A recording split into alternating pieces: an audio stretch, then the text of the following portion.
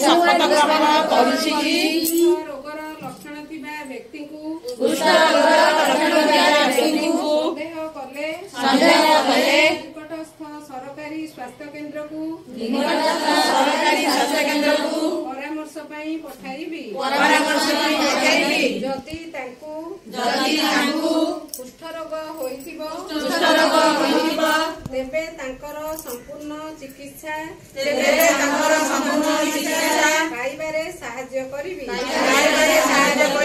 ओ एहा सुनिश्चित करिबी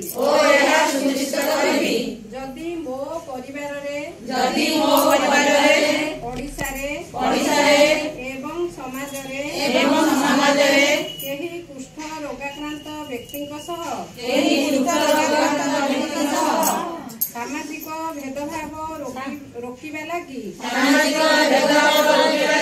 निरंतर चेष्टा करिबी मु एहा मध्य शपथ लेउछि राष्ट्रपिता महात्मा गांधी